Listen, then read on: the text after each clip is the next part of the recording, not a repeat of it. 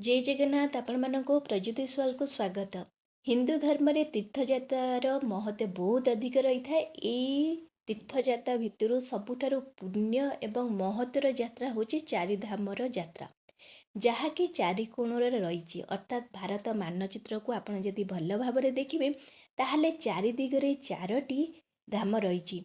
प्रथम होची उत्तर रे बद्रीनाथ, दक्षिण रे रामेश्वरम, पूर्वरे पुरी जगन्नाथ मंदिर, पश्चिम रे होची द्वारिका।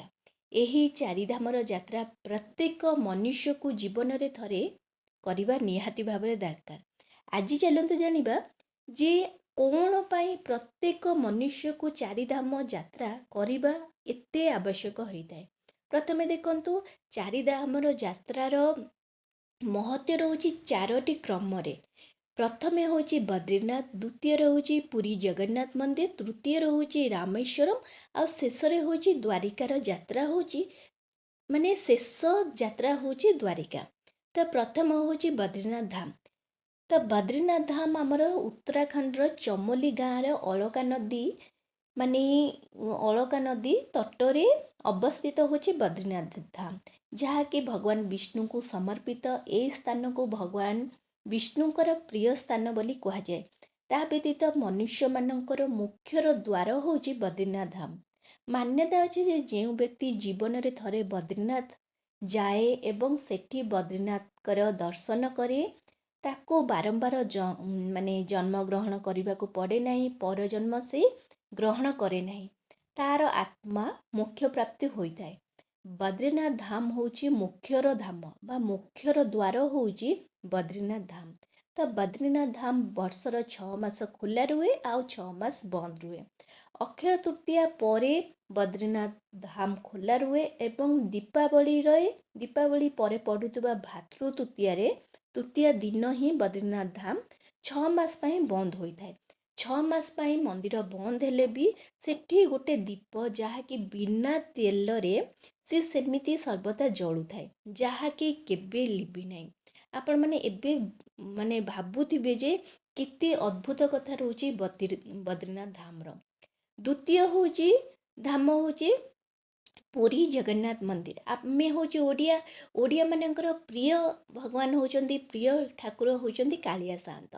भगवान विष्णुकर माने अवतार होचंदी श्रीकृष्ण। भगवान श्रीकृष्णकर माने समर्पित माने श्रीकृष्ण को समर्पित हेई करी माने पुरी जगन्नाथ मंदिर बना हेची। ओडिशार पुरी जिल्ला रे श्री मंदिरटी आपण मानकर अछि। पुरी मंदिर रे प्रभु जगन्नाथ तांकर भाई बलभद्र आ भौणी सुभद्रांक सहित पुरी जगन्नाथ मंदिर रे विराजमान करछंती।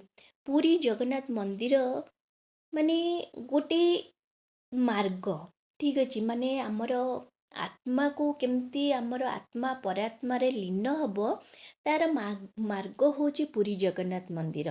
भक्त मानकर आस्था विश्वासर माने प्रतीक होची पुरी जगन्नाथ मंदिर।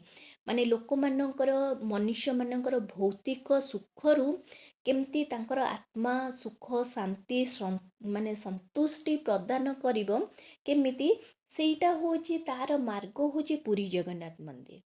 केमिति आमर पाप धोइब सेटा हो तार माने माने गोटे मार्ग होची पुरी जगन्नाथ मंदिर। गोटे आस्था भगवान को ऊपर गोटे आस्था, भगवान को विश्वास। हाँ, आमे भगवान को डाकिले भगवान आम कथा शुणिबे ही शुणिबे, आमर कष्ट निवारण करिबे ही करिबे। माने गोटे भक्तर आस्थार मार्ग होची पुरी जगन्नाथ मंदिर। तेणु द्वितीय धाम भावरे ग्रहण करा जाइछि पुरी जगन्नाथ मंदिर।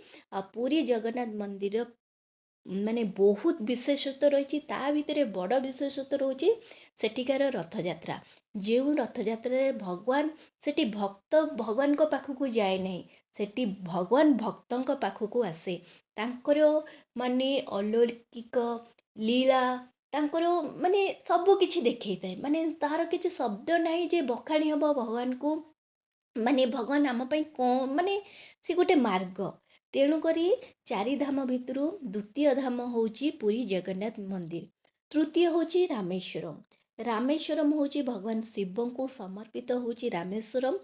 ଯେଉଁ ତାହାର ମାନେ ରହସ୍ୟ ବା ମାନ୍ୟତା ରହିଛି ଯେ ଯେତେବେଳେ ଆମର ରାମାୟଣ ଆପଣମାନେ ପଢ଼ିଥିବେ, ତ ରାମାୟଣରେ ଯେଉଁ ଥିଲା ଯେ ଭଗବାନ ଶ୍ରୀରାମ ଯେତେବେଳେ ଦେବୀ ସୀତାଙ୍କୁ ରାବଣ ନେଇଯାଇଥିଲା, ସେତେବେଳେ କ'ଣ ହେଇଥିଲା, ପ୍ରଭୁ ଶ୍ରୀରାମ କ'ଣ କରିଥିଲେ, ଗୋଟେ ସମୁଦ୍ର ତଟମୂଳରେ ସମୁଦ୍ର କୂଳରେ ଭଗବାନ ଶିବଙ୍କୁ ପୂଜା କରିଥିଲେ।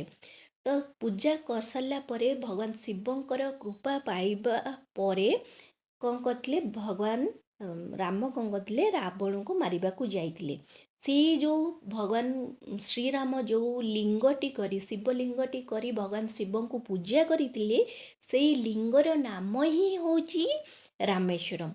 ତେଣୁ ଆପଣମାନେ ଯଦି ରାମେଶ୍ୱରମ୍ ଯାଉଛନ୍ତି, ତାହେଲେ ରାମେଶ୍ୱରମ୍ ମହତ୍ତ୍ୱ ରହୁଛି ଯେ ମାନ୍ୟତା ରହୁଛି ଗୋଟେ ମୋକ୍ଷର ସ୍ଥାନ ବା ମୋକ୍ଷ ପ୍ରାପ୍ତିର ସ୍ଥାନ, ଆଧ୍ୟାତ୍ମିକ ଦିଗକୁ ନେବା ପାଇଁ ସ୍ଥାନ ହେଉଛି ରାମେଶ୍ୱରମ୍।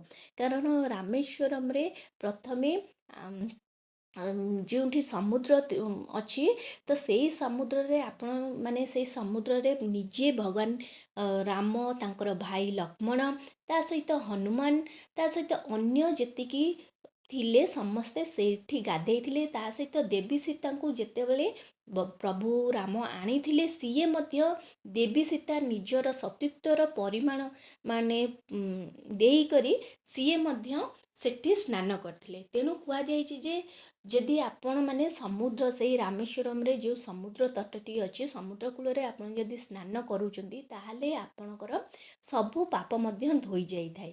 ସମୁଦ୍ରରେ ସ୍ନାନ କରିସାରିଲା ପରେ ସେଠି କ'ଣ କରାଯାଏ, ସେଠି 22ଟି କୂଅ ଅଛି। ସେଇ 22ଟି ମାନେ ତୀର୍ଥ କୂଅ, ସବୁ କୂଅର କିଛି ନା କିଛି ନାମ ରହିଛି, ଯେମିତି ଗଙ୍ଗା, ଯମୁନା, ବହୁ ମାନେ ମୁଁ ତ ନାଁ ଏତେ କିଛି ମନେ ନାହିଁ, କିନ୍ତୁ ସବୁ କୂଅର କିଛି ନା କିଛି ମାନେ ନାମ ରହିଛି। ସେଇଠି ଆପଣ କ'ଣ କରିବେ, 22ଟି କୂଅରେ ସ୍ନାନ କରିସାରିଲା ପରେ ଆପଣ ଯାଇକରି ରାମେଶ୍ୱରମ୍ ବାବାଙ୍କର ଦର୍ଶନ କରିପାରିବେ। ମାନେ ସେଠି ସ୍ନାନ କରିବା ଦ୍ୱାରା ଆପଣଙ୍କର ସବୁ ପାପ ମଧ୍ୟ କ୍ଷୟ ହୋଇଥାଏ। ଚତୁର୍ଥ ହେଉଛି ଦ୍ୱାରିକା। ଗୁଜୁରାଟରେ ଦ୍ୱାରିକା ସ୍ଥିତ ରହିଛି। ମାନେ ସ୍ୱୟଂ ଶ୍ରୀକୃଷ୍ଣଙ୍କର ମାନେ ସ୍ଥାନ ହେଉଛି ଦ୍ୱାରିକା। ଭଗବାନ ମାନେ ଶ୍ରୀକୃଷ୍ଣ ହିଁ ଦ୍ୱାରିକା ନଗରୀ ସ୍ଥାପନା କରିଥିଲେ। ମାନ୍ୟତା ଅଛି ଯେ ଶ୍ରୀକୃଷ୍ଣ ଯେତେବେଳେ ପୃଥିବୀ ପୃଷ୍ଠକୁ ଛାଡ଼ିବା ପରେ ମାନେ ସତ ଦ୍ୱାରିକା ନଦୀ ମାନେ ଦ୍ୱାରିକା ନଗରୀ ସମୁଦ୍ରରେ ଲୀନ ହୋଇଯାଇଥିଲା। ବର୍ତ୍ତମାନ ମାନେ ସମୟରେ ଦ୍ୱାରିକାରେ 2ଟି ଦ୍ୱାର ଅଛି, ଗୋଟେ ଗୋମତୀ ଦ୍ୱାର ଆଉ ଗୋଟେ ବେତ ଦ୍ୱାର ଦ୍ୱାରିକା। ତ ଗୋମତୀ ଦ୍ୱାରିକାରେ ଗୋମତୀ ପୁଷ୍କରିଣୀ ରହିଛି, ତା ଉପରେ ଗୋଟେ ନବଘାଟ ନାମକ ଘାଟ ମଧ୍ୟ ରହିଛି। ଧାର୍ମିକ ରୂପରେ ମାନେ ଏଇ ଦ୍ୱାରିକା ନଗରୀର ବହୁତ ମହତ୍ତ୍ୱ ରହିଛି। ଆଉ ଜନ୍ମାଷ୍ଟମୀ ଯେମିତି ଭଗବାନ ଶ୍ରୀକୃଷ୍ଣଙ୍କୁ ସମର୍ପିତ କରାଯାଇଛି, ଜନ୍ମାଷ୍ଟମୀରେ କ'ଣ ହୁଏ, ସେଠି ଦ୍ୱାରିକାରେ ଲକ୍ଷ ଲକ୍ଷ ଶ୍ରଦ୍ଧାଳୁମାନେ ଆସନ୍ତି, ଭଗବାନ ଶ୍ରୀକୃଷ୍ଣଙ୍କର ଦର୍ଶନ କରନ୍ତି। ଆଉ ଜନ୍ମାଷ୍ଟମୀରେ କ'ଣ କରନ୍ତି, ବିଶେଷ ଭାବରେ ଧୁମଧାମରେ ପାଳନ କରାଯାଏ। ଭଗବାନ ମାନେ ଭକ୍ତ କ'ଣ କରେ, ତାହାର ନିଜର ଶ୍ରଦ୍ଧା ଭକ୍ତି ବଳରେ ଭଗବାନଙ୍କୁ ସେଠି ନିଜର କରିଥାଏ। ତ ଏହି ସବୁ ମାନେ କ୍ରମ ଅନୁସାରେ ଆପଣମାନେ ଭକ୍ତ କ'ଣ କରେ, ଚାରିଧାମର ଯାତ୍ରା କରିଥାଏ। କ୍ରମ ଅନୁସାରେ ଭକ୍ତ ଚାରିଧାମର ଯାତ୍ରା କରିବା ଦ୍ୱାରା ମାନେ ଚାରିଧାମର ଯାତ୍ରା କେମିତି, ପ୍ରଥମେ ବଦ୍ରିନାଥ, ତାପରେ ପୁରୀ, ତାପରେ ରାମେଶ୍ୱରମ୍, ତାପରେ ଶେଷରେ ହେଉଛି ଦ୍ୱାରିକା। କୁହାଯାଏ ଯେ ଭଗବାନ ବିଷ୍ଣୁ ସମୟ ସମୟରେ କୌଣସି କାର୍ଯ୍ୟ ହେତୁ ଏଇ 4 ସ୍ଥାନକୁ ଆସିଥାନ୍ତି। ରାମେଶ୍ୱରମରେ ସ୍ନାନ କରନ୍ତି, ବଦ୍ରିନାଥରେ ଧ୍ୟାନ କରିଥାନ୍ତି, ପୁରୀରେ ଭୋଜନ କରିଥାନ୍ତି ଏବଂ ଦ୍ୱାରିକାରେ ବିଶ୍ରାମ ବା ଶୟନ ନିଦ୍ରାରେ ରତ ହୋଇଥାନ୍ତି। ଭଗବାନ ବିଷ୍ଣୁଙ୍କର ପ୍ରତୀକ ହେଉଛି ଏଇ 4ଟି ସ୍ଥାନ। ତ ଆପଣ ଯଦି ଜୀବନରେ ଥରେ ଏହି ଚାରିଧାମ ଯାତ୍ରା କରୁଛନ୍ତି, ତାହେଲେ ଆପଣଙ୍କର ସବୁ ପାପ କ୍ଷୟ ହୋଇଥାଏ। ବ୍ୟକ୍ତି ପୁନର୍ଜନ୍ମ ଚକ୍ରରୁ ମୁକ୍ତି ପାଇଥାଏ। ମୃତ୍ୟୁ ଲୋକର ଜନ୍ମ ନେବାକୁ ପଡ଼େ ନାହିଁ। ଆଧ୍ୟାତ୍ମିକ ବିକାଶ ହୋଇଥାଏ। ମୋକ୍ଷ ପ୍ରାପ୍ତିର ସ୍ଥାନ ହେଉଛି ଏଇ ଚାରିଧାମ। କଳି ଯୁଗରେ ମୋକ୍ଷ ପ୍ରାପ୍ତିର ମାର୍ଗ ହେଉଛି ଏହି ଚାରିଧାମ। ଜନ୍ମ ମୃତ୍ୟୁର ଚକ୍ରରୁ ମୁକ୍ତି ମିଳିବାର ସ୍ଥାନ ହେଉଛି ଏଇ ଚାରିଧାମ। ଜୀବନରେ ଶୁଭ ପରିଣାମ ମଧ୍ୟ ମିଳିଥାଏ ଚାରିଧାମର ଯାତ୍ରା ପରେ। ଚାରିଧାମର ଯାତ୍ରା ହେଉଛି ଆଧ୍ୟାତ୍ମିକର ଯାତ୍ରା। ବ୍ୟକ୍ତିର ଆତ୍ମା ଶୁଦ୍ଧି ହେଇଥାଏ, ଆତ୍ମା ପରାତ୍ମାରେ ଲୀନ ହୋଇଥାଏ, ଆତ୍ମଜ୍ଞାନ ମଧ୍ୟ ବିକଶିତ ହୋଇଥାଏ। ତା ସହିତ ମାନସିକ ଶାନ୍ତି ସନ୍ତୁଷ୍ଟି ମଧ୍ୟ ପ୍ରଦାନ ହୋଇଥାଏ। ଜୀବନର ବାସ୍ତବିକ ଉଦ୍ଦେଶ୍ୟ ବା ବାସ୍ତବିକ ଧ୍ୟାନ କ'ଣ ମଧ୍ୟ ଚାରିଧାମର ଯାତ୍ରା ପରେ ମନୁଷ୍ୟ ନିଜେ ବୁଝିପାରେ। ତେଣୁକରି ଜୀବନରେ ପ୍ରତ୍ୟେକ ମନୁଷ୍ୟକୁ ଥରେ ନା ଥରେ ଚାରିଧାମର ଯାତ୍ରା ନିହାତି ଭାବରେ କରିବା ଦରକାର।